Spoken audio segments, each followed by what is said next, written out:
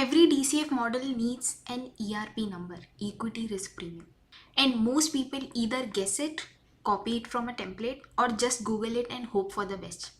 In this video, I want to show you what ERP actually is, why the common way of estimating it is unreliable, and where to get a number that is actually defensible both in your model and in an interview. Let's start from scratch.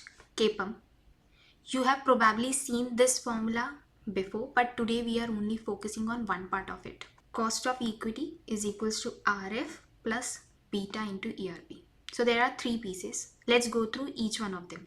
RF, the risk-free rate. This is the return you get without taking risk at all. So we use government bonds for this because they are assumed to be default free. Then beta. This tells you how much your company moves with the overall market. If it's high beta means more volatile, low beta means more stable. And now this ERP, equity risk premium. This is what we are focused on today. Think about it this way. An investor has two choices: put money in a government bond and earn a safe, predictable return, or invest in the stock market, which is risky. So ERP is simply the extra return that investor demands for taking that risk. If the risk-free rate is 5% and the investor expects 10% from the market, that means ERP is 5%, 10 minus 5. That's the price of taking equity risk.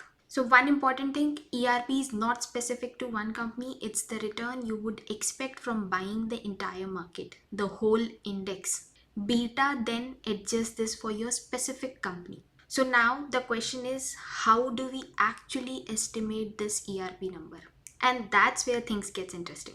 Most people estimate ERP using this simple formula. They take historical stock market return and then subtract the government bond return. And that's it, done. That's the ERP number. It seems simple and logical, but there is a problem buried inside it. Let's look at this table. It's the same market, same underlying data, but look at what happens when we change the time period of calculation. 1928 to 2024, your ERP is 7% using arithmetic mean, 5.44% using geometric mean. Already a big difference for just a same time period but a different averaging method. Now look at 2015 to 2024, your ERP suddenly jumps to 13.54%. It's the same method, just a different time window. So the number keeps changing depending on what period of calculation you are doing and what averaging method you are using. And that's the fundamental weakness of this approach. It's entirely backward looking. It tells you what markets returned in the past, but valuation is all about future. We need to know what investors expect going forward, not what happened in the past. So if historical data keeps changing depending on our assumptions, we need a better method, one that reflects what the market is actually telling us today. So instead of looking backward at history, let's flip the question. Old, we were saying, what did markets return in past? New question, given where the market is today, what returns are investors expecting? So this is the key shift. We are not assuming that the future looks like the past. We are reading what the market is already telling us right now about the future.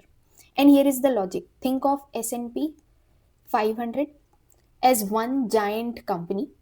Just like you would value a single company using a DCF, we are going to value the entire market the same way. So index level today, current index price, is equals to present value of all the future cash flows. So the index level today reflects what investors collectively believe all the future earnings of all those companies are worth right now. Let me just open this how it will look. CF naught, cash flow at 0th year, cash flow at first year, 1 plus r to the power 1, and so on till infinity. So we know the current price today. We can estimate cash flows by taking current earnings and growing them forward and accounting for how much gets returned to investor through dividend and buybacks. So the only unknown is this discount rate R, the return that makes today's price equal to those future cash flows. And this is the market return, equity market return. This is exactly what this slide shows. We are solving for R, the rate that makes this equation true. That R is the implied expected return from equities. And if we subtract the risk free rate from it, we will have our forward looking ERP number, equity risk premium. Now, so far, everything we discussed, this DCF on the index, deriving implied expected return, this works cleanly for the US market. And let me tell you, there is a good news. You don't have to do this calculation yourself every time. There is a professor at NYU called Damodaran. He does this exact DCF exercise on the S&P 500 twice a year and publishes the number for free on his website. Anyone can access it. In fact, most of the analysts in industry base their calculation from his website, although some firms have their own way of doing DCF or index, but the concepts remains the same. Let me actually show you his website so you know exactly where to go and how to use it. So this is the page. It looks very simple, no fancy design, but let me tell you, this is one of the most valuable free resources in finance. So this page was last updated in January 5, 2026. Now let's come down and see what's mentioned. So it's saying that implied expected annual return on stocks for the S&P 500. So as I mentioned, it's easier to calculate ERP number for US market using S&P 500. So he calculate ERP for US first. Then he defines mature market ERP. Don't worry, I will explain everything with example, but just try to understand as we are seeing this website. So he defines one more term, which is mature market ERP, which is ERP for US minus the default risk related to US market. So let's see what is MRP. So this is the column and the data. It has country and their rating, and then the default spread, then country risk premium and equity risk premium. So we already have equity risk premium for each country, but still let's try to understand how to use this data. So let's come to US market, and for USA, this is the equity risk premium. And I told you he defines MRP, which is mature market risk premium, which is 4.46% minus the default spread of US. So that makes your MRP as 4.23%. Now we have this term MRP, which we will be using common for all the countries. Now let's say we want to find out India's equity risk premium. So let's go to India row, and notice we have, this is the default spread and this is the country risk premium and equity risk premium. So we already have equity risk premium, but how it came, if you add your 2.85% number to that MRP number, which was 4.23%, you will get this 7.08%.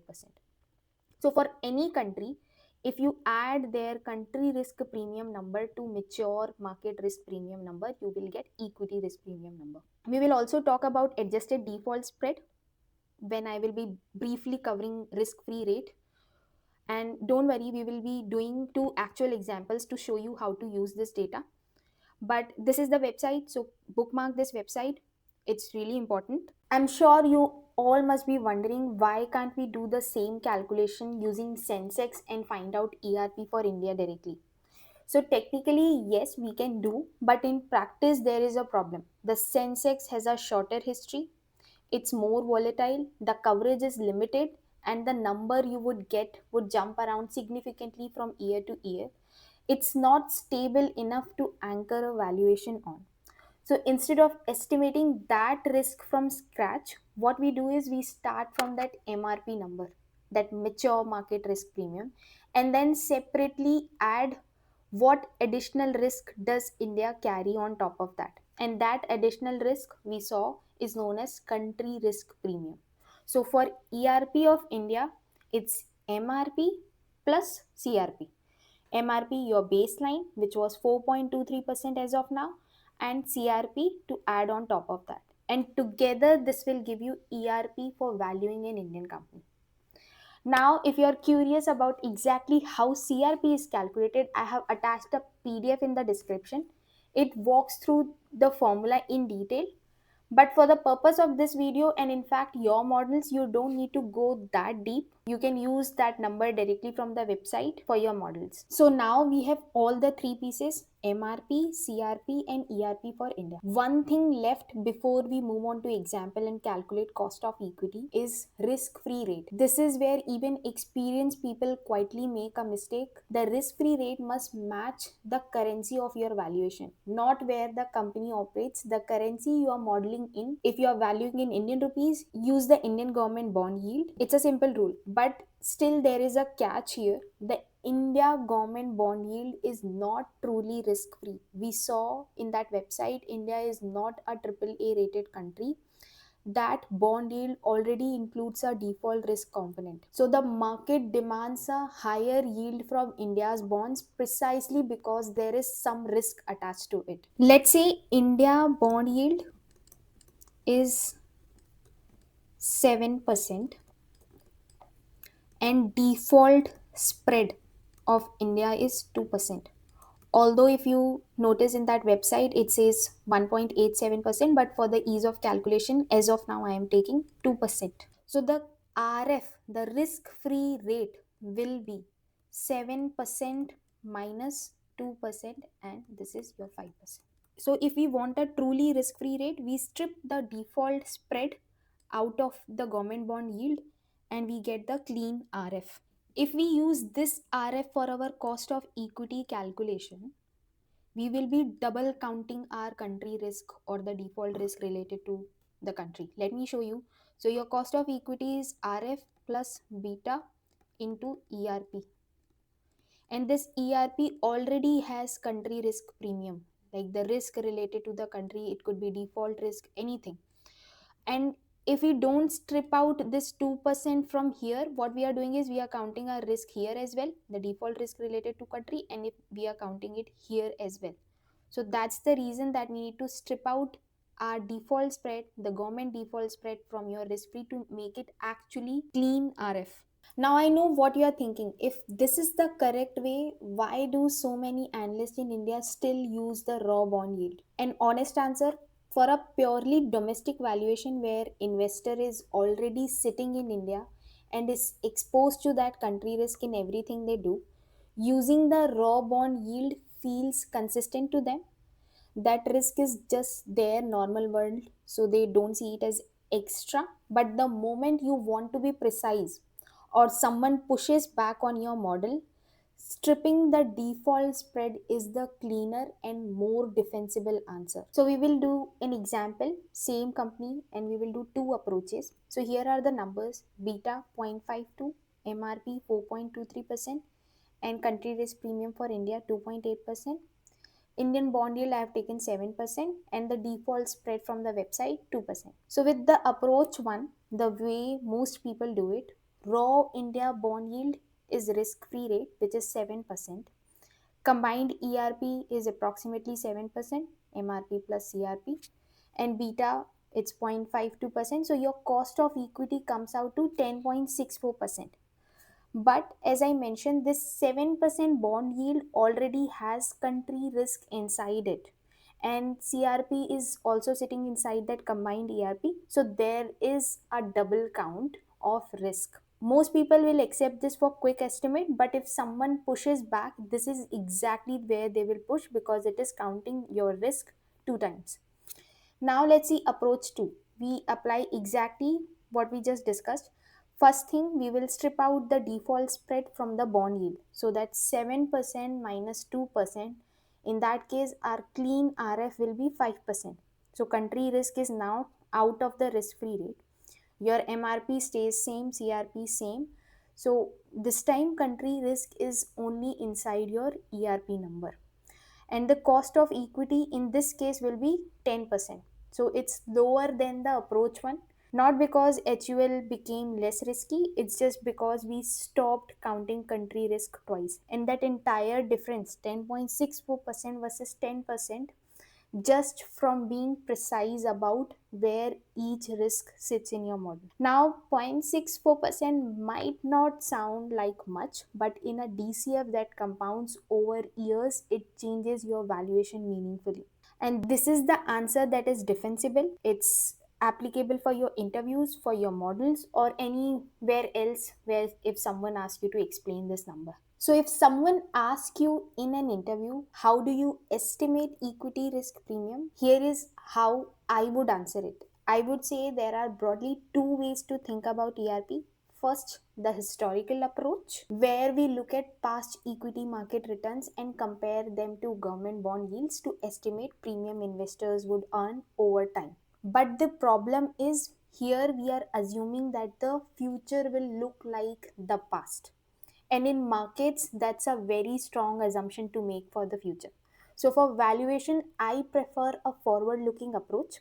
We derive the return implied by today's market price by effectively doing a DCF on the index itself using expected cash flows like earnings, dividends, or buybacks and solving for the discount rate.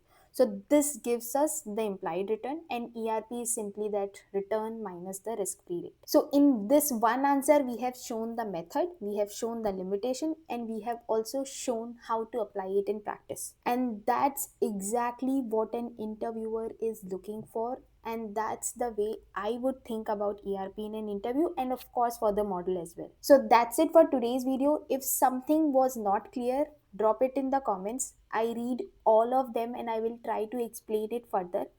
And if you want to actually think like an analyst and not just memorize answers, subscribe to the channel because that's exactly what this series is built for. And I will see you in the next one. Thank you.